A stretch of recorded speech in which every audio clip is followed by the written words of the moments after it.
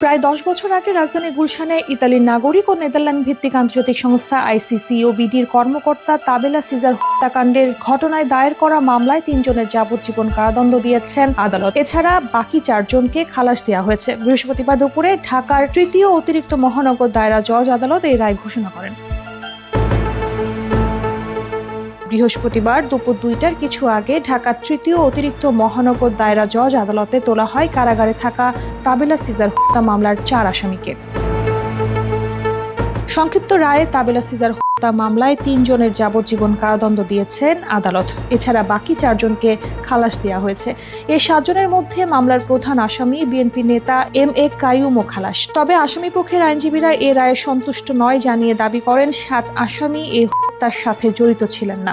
আমরা এই যে ৩ জনকে যে যাবজ্জীবন এবং অর্থদণ্ড দিয়েছে সেজন্য আমরা আসামি পক্ষে খুবই অসন্তুষ্ট।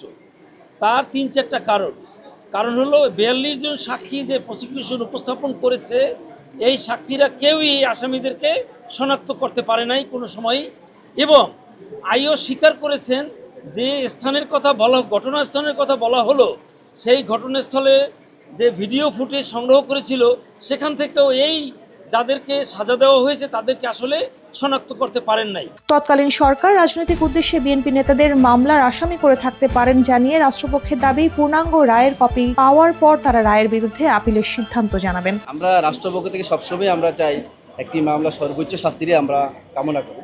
তা আদালত বিচার বিশ্লেষণে উনি একটি শর্ট জাজমেন্ট দিয়েছে। আমরা ওনার পূর্ণাঙ্গ জাজমেন্টটা দেখে পর্যালোচনা করে আমরা প্রয়োজন উচ্চ আদালত আপিল করব। কিন্তু আমার সংক্ষিপ্ত জাজমেন্টে আমরা যেটা মনে হয়েছে তাকে রাজনৈতিকভাবে তখন ইমপ্লিট করা হয়েছিল এই মামলা, যার কারণে সে বেনিফিট পেয়েছে। ২০১৫ সালের ২৮ সেপ্টেম্বর সন্ধ্যায় গুলশান ৯০ সড়কের ফুটপাতে দুর্বৃত্তরা তাবেলা সিজারকে গুলি করে হত্যা করে। এরপর ইসলামিক স্টেট আইএস দায় স্বীকার করে বিবৃতি দেয় বলে যুক্তরাষ্ট্রভিত্তিক এক ওয়েবসাইটে দাবি করা হয়। মামলার চার্জশিট থেকে জানা যায় হামলাকারীদের একমাত্র লক্ষ্য ছিল একজন সাঙ্গকে হত্যা করে দেশ বিদেশে আতঙ্ক ছড়িয়ে দেয়া। দেশের ভাবমূর্তি ক্ষুণ্ণ করতে এই পরিকল্পনা করা হয়।